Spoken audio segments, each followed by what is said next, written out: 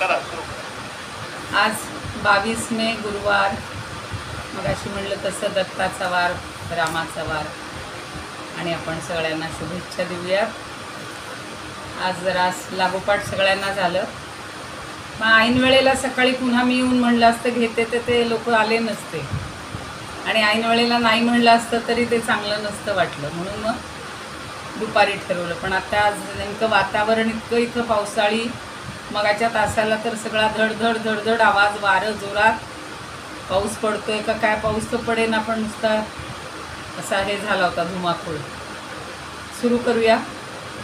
वसुदेव सुतं देवं कंस चाणूरमर्दनं देवकी परमानंदं कृष्णं वंदे जगद्गुरुं. गुरुर्ब्रह्मा गुरुर्विष्णू गुरुर्देवो महेश्वरः गुरुः साक्षात् परब्रह्म तस्मै श्री गुरवे नमः.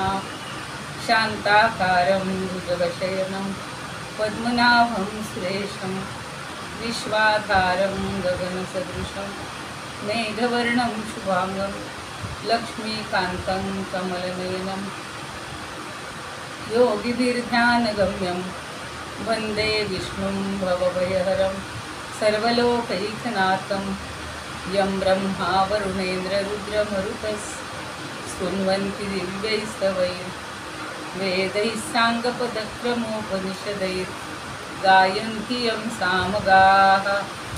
ध्यानावस्थिततद्गतेन मनसा पश्यन्ति यं योगिनो यस्यान्तं न विदुःसुरासुरगणा. देवाय तस्मै नमः, देवाय तस्मै नमः. जय श्रीकृष्ण. सर्व श्रोत्यांना आणि भगवद्गीता भक्तांना सादर वंदन. काल आपण 5 पर्यंत श्लोक पाहिलेले होते. 18वा अध्याय दोन्हीकडे सुरू आहे, त्यामुळं तिकडे पुढे चाललेली गाडी इकडे मागे आहे, पण सगळी लिंक आपल्याला लक्षात राहते आहे. सोपं झाले की 18व्या अध्यायाचंच जे ज्ञान आहे ते आपण 2 ठिकाणी अनुभवतोय. 6वा श्लोक बघूयात आज. एतान्यपि तु कर्माणि संगं त्यक्त्वा फलानि च कर्तव्यानिति मे पार्थ निश्चितं मतम् उत्तमं. संधी बघा, एतानि अपि. संधी कसं आहे, एतान्यपि. तर एतानि अपि तु कर्माणि. वरच्या ह्याच्यात काय सांगितलं होतं की ही यज्ञदान तप ही कर्म कशी आहेत, पावन करणारी आहेत, पवित्र करणारी आहेत. कुणाला तर मनीषिणाम म्हणजे बुद्धिमान लोकांना ही 3 कर्म पवित्र करणारी आहेत, पावन करणारी आहेत आणि म्हणून ती कधीच सोडायची नाही असं असं त्याच्या आधीच्या श्लोकात सांगितलेलं होतं. मग अजून आता त्यागाविषयी आपलं मत पक्क करण्यासाठी याच्यात सांगतायत की एतानी अपि तु कर्माणि. तू म्हणजे परंतु ही सगळी कर्म कशी आहेत, तर ही सगळी संगं त्यक्त्वा फलानिच. त्यागाबद्दल बोलणार आहेत आता. तर संग म्हणजे आसक्ती, त्यक्त्वा म्हणजे सोडून, आणि फलानिच त्याच्याबद्दलची आसक्ती पण सोडायची. म्हणजे हे मी कर्म केलं तर मला अमुक अमुक मिळेल, आणि फळाची अपेक्षा आहे, फळही सोडायचं. तर त्याचे दोन्ही गोष्टी सोडून द्यायच्या, आसक्ती आणि फळ यांचा त्याग करून.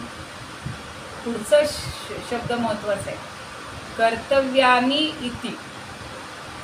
कर्तव्य म्हणजे एक करण्याजोगं, कर्तव्यानी म्हणजे अनेक करण्याजोगी, करण्यास योग्य असं त्याचं बहुवचन आहे. तर कर्तव्यानी इति म्हणजे मी ही कर्तव्य केलीच पाहिजेत.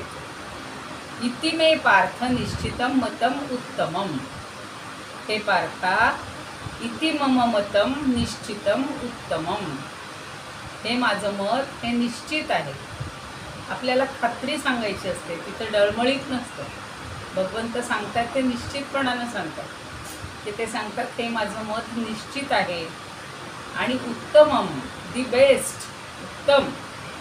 सगळ्यात उत्तम काय आहे तर कर्म करणं. पण ही सगळी कर्म करताना त्याच्यामध्ये आसक्ती पण ठेवायची नाही आणि फळही ठेवायचे नाही. ज्ञानदेवांनी याच्याबद्दलच्या ओव्या किती सुंदर सांगितलेल्या होत्या हो, त्या जर आठवत असतील तर. की आई आपल्या मुलाचं संगोपन करते, लहानपणापासून ती त्याला कसं वागवते, 9 महिने आधी पोटामध्ये बाळ वागवते, त्याच्या आवडीनिवडीनुसार खाते पिते, कष्ट करते सगळे जन्माला आल्यापासून. पण कधी ती कुठल्याची अपेक्षा ठेवते? नाही ठेवत. तिनं आसक्ती सगळी सोडलेली असते आणि फळाची अपेक्षा नाही करत. तीच मुलं बघा आता आम्ही पाहतो शेजारी पाजारी सगळ्या समाजामध्ये 3 मुलं आहेत, 1 मुलगी आहे. मुलगी जरा जवळ राहते, पण तिनं लव्ह मॅरेज केलं म्हणून त्या जावयाला त्यांनी स्वीकारलंच नव्हतं. 3 मुलं आहेत, चांगल्या पोस्टवर आहेत, पण आईवडिलांचं येऊन करायला कोणाला वेळ नाही आणि त्यांच्याबद्दल प्रेमाची भावनासुद्धा नाही. आसक्ती ती आईवडिलांना नाही आहे. त्यांनी सगळं निरासक्त बुद्धीनं केलं आहे, पण मुलांचं कर्तव्य आहे की नाही त्यांच्याकडं काळजी घेणं, त्यांना मधून येऊन चौकशी करणं, काय लागतंय काय नाही ते देणं घेणं, औषध पाणी जे काय असेल. पण इथं म्हणून म्हटलेलं आहे की ही सगळी कर्म आसक्ती सोडून आई करत असते, वडीलही करत असतात आणि त्यांच्याकडून फळाची अपेक्षा कुठली करत नाहीत की आता त्यांनी आम्हाला छान खाऊ घालावं, चांगलं आणून द्यावं. आणि कर्तव्यानी इति मे पार्थ, मी ही कर्तव्य केली पाहिजेत या भावनेनं केली जातात, निश्चितपणानं केली जातात, असं माझं उत्तम मत आहे. निश्चित केलेलं आणि उत्तम असं हे माझं मत आहे. आणि प्रत्येकात हे आईवडिलांचं उदाहरण सोडून द्या, पण प्रत्येक कर्म मुलांनीसुद्धा मी करणं माझं कर्तव्य आहे. आईवडिलांची सेवा करणं, त्यांना योग्य हवं नको ते आणून देणं, त्यांची या वयामध्ये थट्टा न करणं, त्यांना जे सहन होईल. आता त्यांनी लहानपणी किंवा तरुणपणी थोडासा आपल्याला धाक लावलेला असतो, पण तो आपल्या भल्यासाठी लावलेला असतो ना. पण आता त्यांना विरोधात जाऊन त्यांच्या विरुद्ध वागणं हे बरोबर नाही. म्हणून ही जी सगळी कर्म केली पाहिजेत या भावनेनं केली जातात, ती श्रेष्ठ आहेत किंवा ती उत्तम आहेत असं भगवंत सांगतात. त्याच्यावरच्या समश्लोकी बघूया. विनोबाजी म्हणतात, परीही पुण्यकर्मेही ममत्व फळ सोडुनी, करणे योग्य हा माझा जाण उत्तम निर्णय. एकदा करायचं ठरवलं की करायचं, ही केलीच पाहिजे म्हणलं की केलीच पाहिजे. तिथं ऑप्शन नाही आहे की मी मग करू का नको, मला जरा धोका वा, काही नाही. एकदा करायचं ठरवलं, ही नित्यकर्म आहेत, आपल्याला चालत आलेली कर्म आहेत आणि ही आपण केलीच पाहिजे. त्याच्यात हे ठेवायचा नाही, ऑप्शन ठेवायचा नाही. आता तुकाराम महाराज तर काय म्हणतात बघा, हे हि मी पण त्यागोनी प्रपंचासही वंचुनी. अगदी प्रपंचाला वंचावं लागलं, प्रपंच सोडावा लागला, त्याच्याकडे दुर्लक्ष करायला लागलं तरी चालेल. फलत्याग मर्दपणे सुखमुक्तीचे भोगणे. आपण असा श्रेष्ठ जो होऊ शकतो याला मर्द म्हणतात, मर्द मावळे आहे की नाही. तर ते फलत्याग करतात, मोठे अगदी समर्थपणे ती करतात फळांचा त्याग. आणि सुखमुक्तीचे भोगणे, मग तुम्हाला सुख कशाचं मिळणार आहे? मुक्तीचं. आणि ते भोगायला खंड मिळणार आहे. मग काही त्याच्यात आज मिळेल का नाही चिंता नाही, काळजी नाही, काही नाही. किती छान सांगितलं बघा. करोनी माझे करणे जया दासाचे पाहणे, उत्तम मत हे निश्चये तुका विवेक धार्मिये. हे निश्चयाचं म्हणणं आहे आणि विवेकाचं म्हणणं आहे असं तुकाराम महाराज सांगतात. वामन पंडित म्हणतात, हे ही मी पण टाकूनी संगसार्थ मी पण फलत्याग मर्दपणे. यांनी पण मर्दपणे शब्द घेतला. करूनी करणे माझे मत निश्चित उत्तम. करूनी करणे, करून सवरून मोकळं व्हायचं. कित्येक लोक अशी असतात बघा की स्वतः घेतलेलं जे काम असेल कुणाला सांगणार नाहीत, काही नाही, पूर्ण होईपर्यंत एकटं करत राहतात. नंतर लोक म्हणतात अहो तुम्ही ते ठरवलं होतं ना, अहो झालं सगळं, काही काळजी नाही. म्हणून ते छान त्यांनी सांगितलं बघा, करूनी करणे माझे मत निश्चित उत्तम. ते करूनच टाकायचं, तडीलाच नाही. आता भगवंत विचारतो का हो की करू का हो तुम्हाला अमुकात आहे मदत, येऊ का मी तुमच्या, नाही. तो करूनही टाकणे, सगळं करून टाकत असतो. आपल्यालाच असं वाटतं अरे इतकी काळजी पडली होती. आम्हाला सुद्धा आज असं वाटलं होतं की बाबा पुन्हा त्या याच्या ऑफिसला जायचं, विसाच्या, आणि मग कसे लोक तिथं सुद्धा असा एक व्यवहार झाला आहे बरं का. म्हणजे तुम्हाला सांगते, प्रत्येक क्षेत्रात पैसा कमवणं. आता वास्तविक तुम्ही सगळे तुमचे कागदपत्र सबमिट केलेले असतात, ते आता प्रत्यक्ष दाखवायचे असतात. आणि एकदा आपलं बायोमेट्रिक, आपल्या हाताचा ठसा उठवण्यासाठी पुन्हा तिथं तुम्हीच ते आहात, ते फोटो काढून खात्री करण्यासाठी जायचं असतं. आता एवढा ऑनलाईनचं जमाना आहे, तेही सगळं व्हायला पाहिजे ना. तुमच्यापैकी खूप जण परदेशात जातही असतील. पण कालच आम्हाला एक फोन, म्हणे तुमचं उद्या आहे ना व्हिसा ऑफिसला हे हो आहे, अपॉइंटमेंट आहे, मग तुम्ही जरा ज्येष्ठ नागरिक दिसताय. हो आहोत. मग तुम्हाला एक प्रीमियम म्हणून तुम्हाला हे मिळेल, आणि तिथे जर तुम्हाला सगळ्या सोयी मिळतील, रांगेत उभं राहायला नको, आरामात बसून तुमची खाण्यापिण्याची व्यवस्था आणि सगळी कागदपत्र आहेत नाहीत सगळी लावून देण्याचं काम म्हणे आम्ही करू, रांगेत बसायला नको, उभं राहायला नको. म्हणजे काय आहे त्याच्यासाठी, काय आहे मी चार्ज फक्त 4,000 रुपये, 3,900 रुपये प्रत्येकी. आता दोघांचे आम्ही 8,000 घालवायचे. आणि काय तर आपण जे केलेलं आहे ते फक्त तो बघणार, आणि जे तिथला बघणार असतो ते तेच करतो का.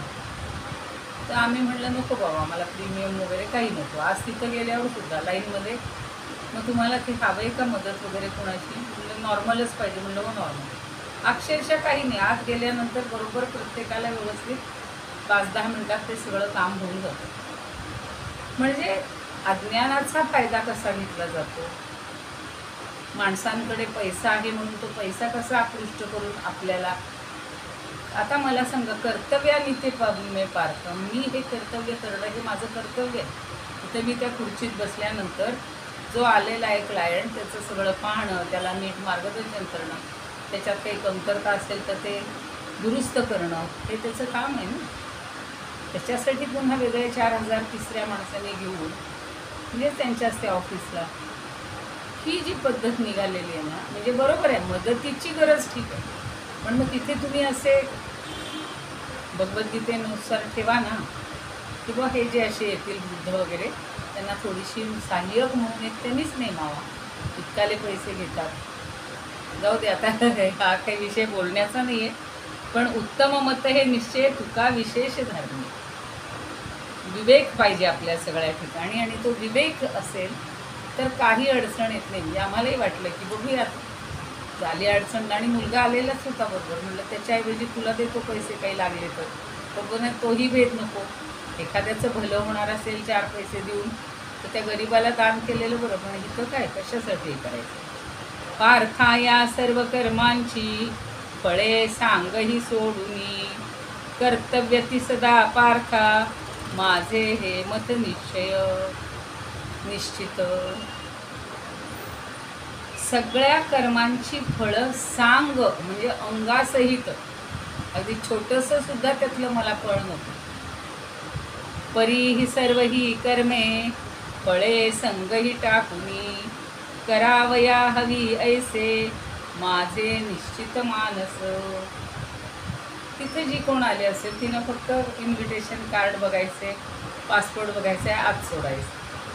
आत गेल्यानंतर जिथं जे टेबल असेल, जे नंबर असेल, खिडकी असेल, तिथे जायचं, त्यांना आपली फाईल बघायची, बरोबर आहे ना सगळं, एक्स्ट्रा असेल, झेरॉक्स नसेल देऊन टाकायचं.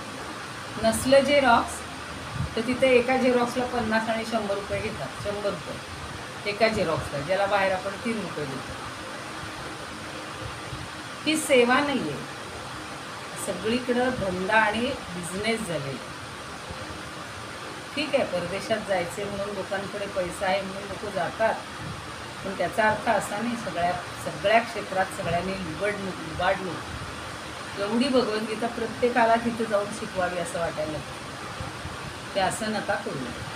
हां, आता बघा ना, रस्त्यानं जात असेल, एखादा अंध असेल, एखादा गरीब असेल, एखादा म्हातारा असेल, त्याला रोड क्रॉस करता येत नसेल तर आपण त्याचं बोट धरून पलीकडं नेणं, तर ते पैसे घ्यायचं कारण आहे का?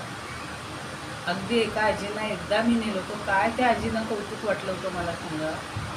त्या आजी म्हणे, माझ्याकडे फुलवाती येते, घेतेस का तू? म्हणलं नाही म्हणे, तू मला एवढं शांतपणे आणून सोडलंस. त्यांना सोडवणं हे माझं कर्तव्य आहे, कर्तव्यानिमित्त मी पार. पुन्हा त्यांच्याकडून मी काही मोबदल्यात घेणं योग्य नाही. तसंही प्रत्येक ठिकाणी हे एक आजचं उदाहरण मी माझं सांगितलं, तुम्ही तुमची 10 उदाहरणं सांगू शकता. तर सगळी कर्म ही फळं सांडून करायची आणि करायलाच हवीत. मी करणं हे माझं कर्तव्य आहे. मी काही कोणावर उपकार करत नाही. आता लोक म्हणतात एवढं कशाला काय? अहो, आपल्या जवळचं ज्ञान दुसऱ्यांना दिलं तर ते 10 पटीनं वाढतं. आम्ही अगदी पहिल्यापासून अनुभव घेतली. आम्ही शिकत असताना इतरांना शिकवलं तर ते ज्ञान आपल्या डोक्यात जास्त चांगलं बसतं. जी आपली मैत्रीण आलेली नसेल वर्गात, त्या दिवशी काही तिची अडचण असेल, हजर नसेल, आणि जे शिकवलेलं असेल ते जर आपण तिला समजावून दिलं तर आपलं चांगलं कोरलं जातं ना. म्हणजे हे कर्तव्य, प्रत्येक कर्तव्य माझं आहे. मुलाला जेवायला देणं हे माझं कर्तव्य आहे, नवऱ्याला देणं हे माझं कर्तव्य आहे. त्यात आपण उपकार करतो का? मग बायकांचं असतं, एवढी आयुष्यभर मी तुम्हाला करून घालते. अरे तुम्हाला आणि मला, म्हणजे हा भेद आहे ना सगळीकडे. आता आपण तिकडे उद्या बघणार आहे राजस भेद, तेव्हा बघूया. परी ही सर्व ही कर्मे फले संगही टाकुनी करावया हवी ऐसे माझे निश्चित मानस. कुणी मत म्हणतात, कुणी मानस म्हणतात. नंदापुरे म्हणतात ही कर्मे ही त्यागुनी त्यांच्या आसक्तीला फलासही. आसक्तीलाही सोडायचे आणि फळालाही सोडायचे. सदा करावी पार्था ऐसे दृढमत माझे उत्तमही. आणि हरिपंडित म्हणतात, जे उक्त यज्ञाधिक 3 कर्मे हे तो करावी करी नित्य नेमे.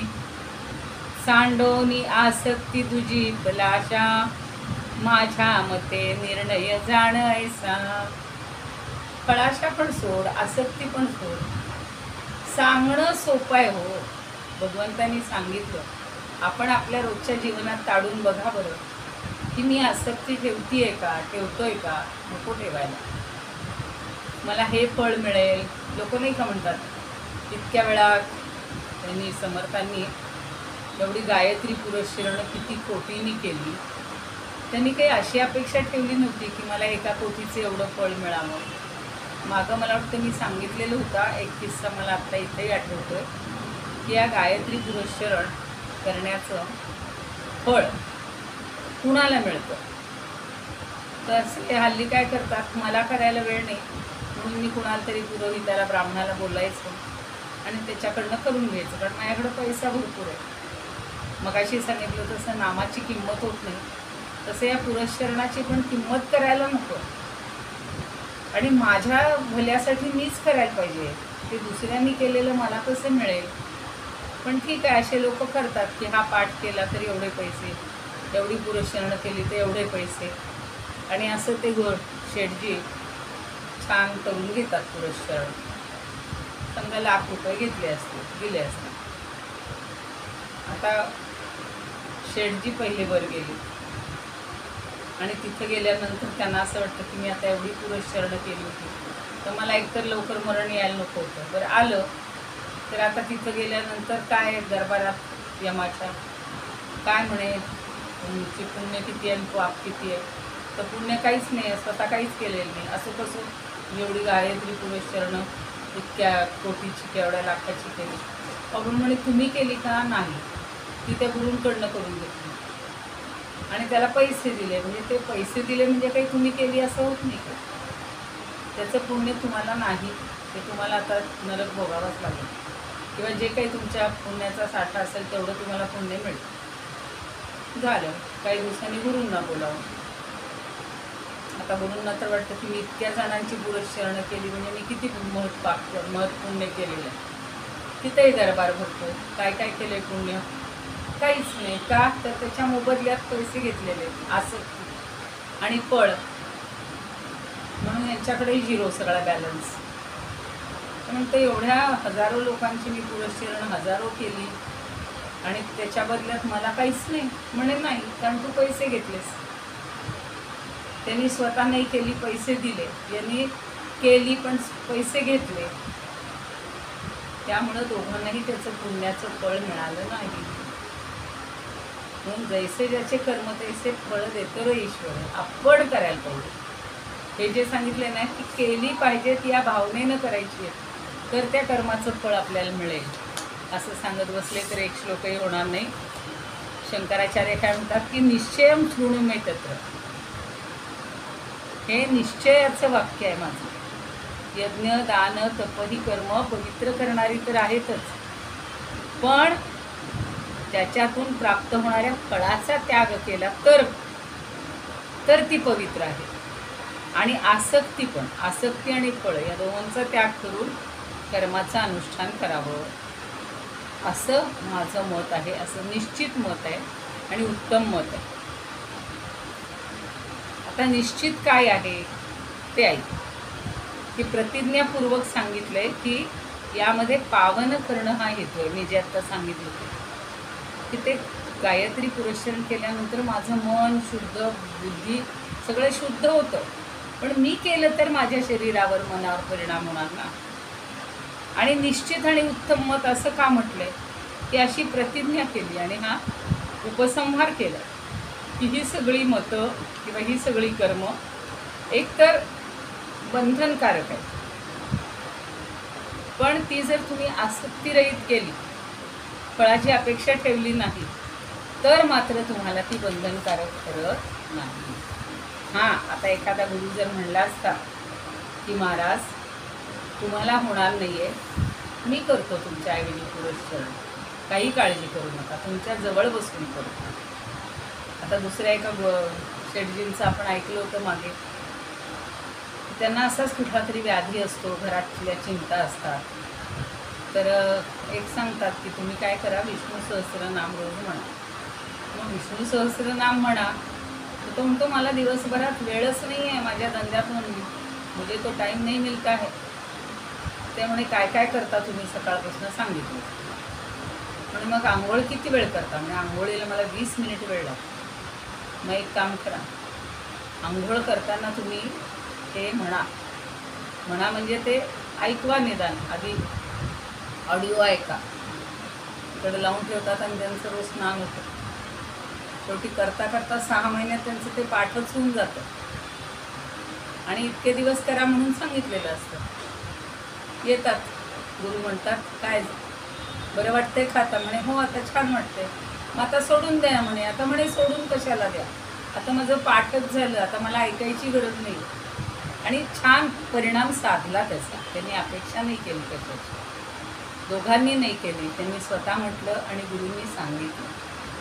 तर असं. आणि एवढंच नव्हे, त्यांची जी स्वयंपाक करणारी बाई असते, त्याची बायको मध्यंतराच्या काळात जाते, तर ती स्वयंपाक करणारी जी बाई असते तिला ते ऐकून ऐकून पाठ होतं.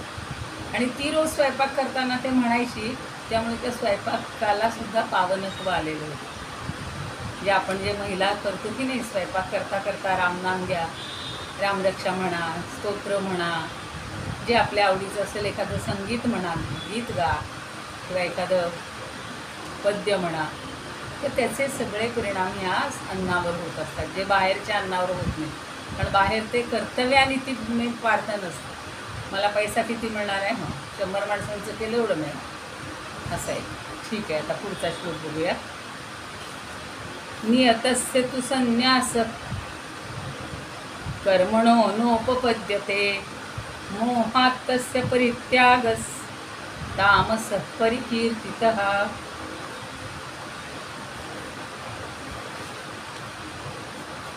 बघा आता, नियतस्य तु संन्यास, कर्मणः न उपपद्यते, संधी आहे छोटासा. कर्मणः म्हणजे कर्मामुळं, न उपपद्यते, न म्हणजे नाही, उपपद्यते म्हणजे उचित, म्हणजे उचित नाही म्हणून. नियतस्य कर्मण हा संन्यास, जी शास्त्रानं नेमून दिली त्याला नियत म्हणायचं. नियत, नीती असा शब्द वापरला जातो बघा. तर नियत कर्मांचा त्याग करायचा नाही, योग्यच नाही आहे तो.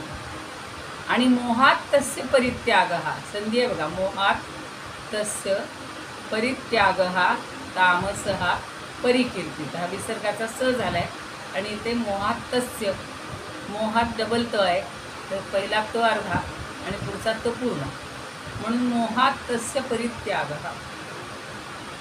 जर मोहामुळं एखाद्याने त्याचा त्याग केला नियत कर्माचा, आत्ता जे सांगितलं तसं, की मला नियमित जे कर्म करायचे आत्ता सांगितलं तसं, व त्या व्हिसा ऑफिसला मी प्रत्येकाची फाईल तपासून त्याचा क्रम लावून त्याला सगळं व्यवस्थित करून, पण एखादा म्हणाल मी नाही आता आजपासून हे काम करणार, मला नाही पटत मोहामुळं, तेच जर मगाशी म्हणलं तसं 4000 मिळणार असतील तर मी करतो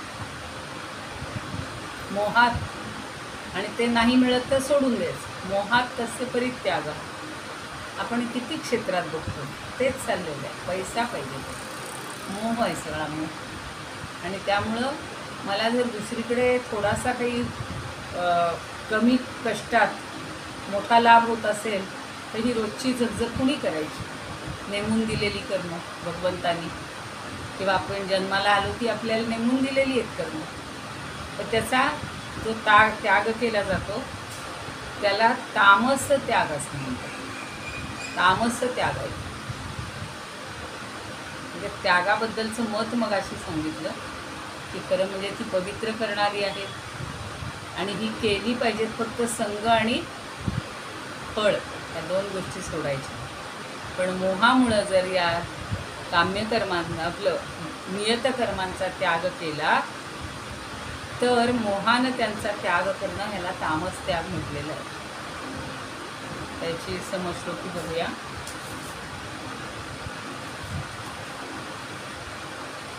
नेमिले कार्य जे त्याचा संन्यास न जुळे चितो, केला तसा जरी मोहे त्याग तामस बोलिला.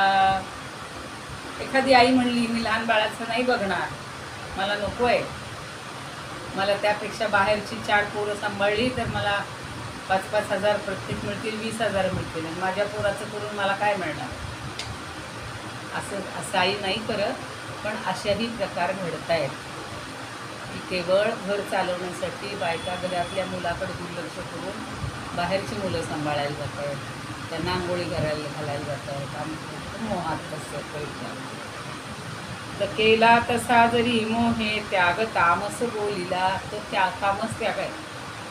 नित्यकर्माच, तुकाराम महाराज, नित्यकर्माचा स्वरूपे जो का अनित्य आरोपे, त्याग शास्त्रे घडेची ना पाहे अज्ञान कल्पना, अविवेके करी त्याग मूर्ख सहज म्हणे जग, बोलिले तो त्याग येथे तमतुकया पंथे.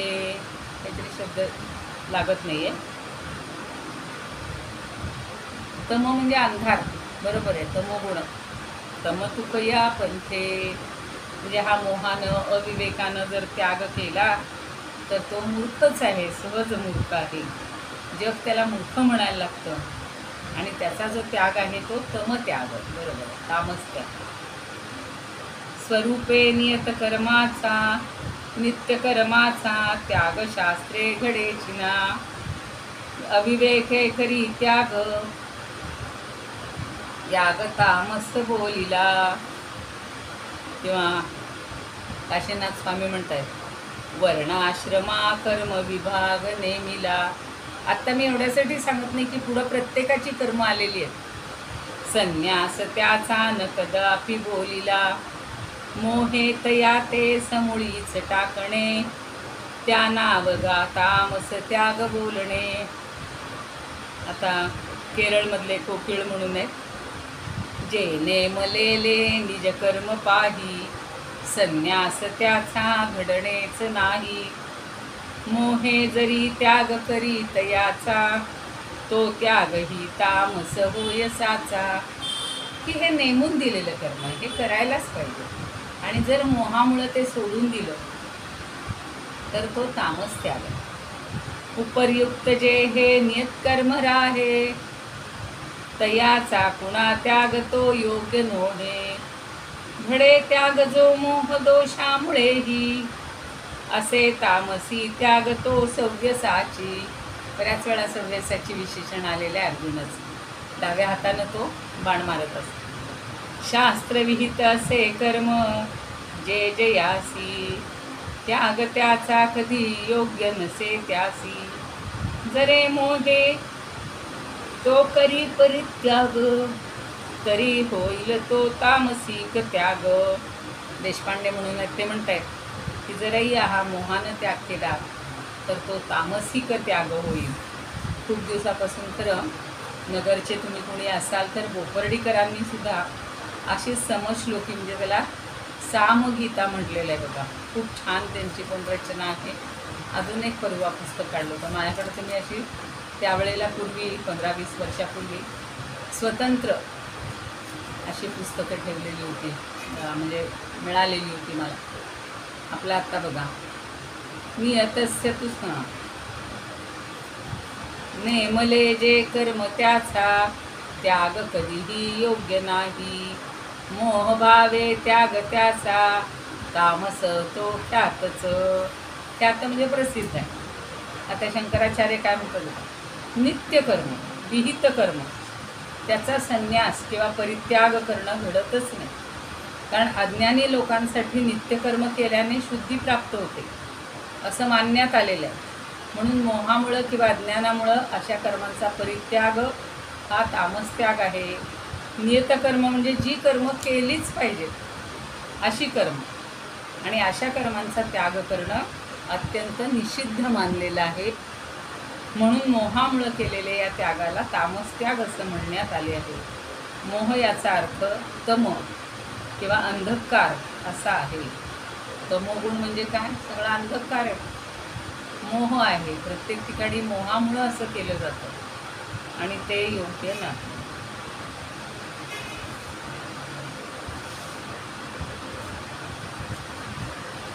आता मगाच्या ह्याच्यात अजून खूप सांगता आलं असं की सकाम कर्म, किती गोष्टीमध्ये कामना ठेवायची, हे मिळेल पाहिजे.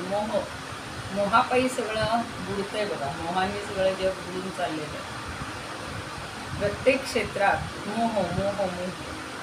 शिक्षण क्षेत्र असो, राजकारण तर बोलायचंच नाही. कौटिल्याचं जर अर्थशास्त्र राज्यशास्त्र शिकणाऱ्या सगळ्यांना राज्यकर्त्यांना शिकवलं तर इतकं सगळं सुधारेल की ही पृथ्वी ही भूमी हे माझं सांभाळणं माझं कर्तव्य आहे या भावनेनं करायचं. हे एकमेकांचेच पाय ओढायला बसलेले आहेत आणि इतके पक्ष नित्य त्या संयुक्ती काय झाल्या युती म्हणजे अपाटच झालेलं आहे. फक्त मोह आहे सगळ्यांना. गादीचा मोह, त्या पदाचा मोह, आणि मला काय काय करून काय काय नाही. म्हणजे सगळं मला पदासाठी करायचं आहे, पैशासाठी करायचं आहे, मोहासाठी करायचं आहे. कर्तव्य करणं हे माझं कर्तव्य आहे असं कुणी मानतच नाही आणि त्यामुळं चांगलं कर्तव्य होत नाही. पुढचा श्लोक थोडा म्हणून ठेवूया का. आता राजस त्यागाचं लक्षण. आधी तामसचं सांगितलं बरं का, नंतर राजस सांगतात. दुःखमित्येव यत्कर्म काय क्लेश भयात्यजेत, सत्कृत्वा राजसंत्यागन नैव त्याग फलम लभेत. हा तर श्लोक फार महत्त्वाचा आहे. दुःखम इति एव यत्कर्म म्हणजे दुःख म्हणजे दुःख, इति एव म्हणजे मला दुःख मिळेल अशा भावनेनं, यत्कर्म जे कर्म, काय क्लेश भयात त्यजेत. काय म्हणजे शरीर, क्लेश म्हणजे शरीराला जरा कष्ट पडतील त्याच्या भयामुळं भीतीमुळं त्यजेत जे कर्म सोडून दिलं जातं. आणि सत्कृत्वा राजसन त्यागम, हा जो आहे त्याग हा राजस त्याग आहे. पण त्यामुळं काय होतं, न एव त्याग फलम लभेत, आणि त्यामुळे त्याला त्यागाच्या फळा म्हणजे त्या त्यागाचं फळही मिळत नाही. राजस त्याग आहे ते. जे काही कर्म आहे ते दुःखरूपच आहे असं समजून शारीरिक त्रासाच्या किंवा क्लेशाच्या भीतीनं लोक सोडून देतात. मग हा जो त्याग आहे हा राजस त्याग आहे. आणि मग त्या त्यागाचं आता वास्तविक त्याग केल्यावर किती फळ मिळतो. आपले सगळे देशभक्त क्रांतिकारक त्यांनी सगळे प्राणपणाला लावले, तेव्हा आज आपण स्वातंत्र्यात एवढे सगळेजण आनंदात राहू शकतो. नाही तर त्यांनी किती यातना भोगल्या. मग त्यांनी अशी कुठल्या फळाची अपेक्षा केली का नाही. पण ते जर म्हणले असते नको बाबा आम्हाला जर तिथं कोलू ओढायला मिळणार असेल, अजून काय खायला काही खराब अन्न खावं लागणार असेल तर त्याच्यापेक्षा माझा मी सुखात माझ्या घरात बरं आहे ना. नाही, त्यांनी सगळ्यांनी सात्विक त्याग केले. पण राजस त्याग म्हणजे मला काही होईल म्हणून मी ते कामच नाही करायचं, ते काम सोडूनच द्यायचं, हे जे आहे ते राजस त्याग आहे. उद्या त्याच्यावरच्या समश्लोकी 9व्या श्लोकावरचे बघूया का होईल अजून. नाही. योगेशं सच्चिदानंदं वासुदेवं व्रजप्रियं धर्मसंस्थापकं वीरं कृष्णं वन्दे जगद्गुरुं. कृष्णाय वासुदेवाय हरये परमात्मने प्रणतक्लेशनाशाय गोविंदाय नमो नमः. ॐ पूर्णमदः पूर्णमिदं पूर्णात् पूर्णमुदच्यते पूर्णस्य पूर्णमादाय पूर्णमेवावशिष्यते. ॐ शान्ति शान्ति शान्ति.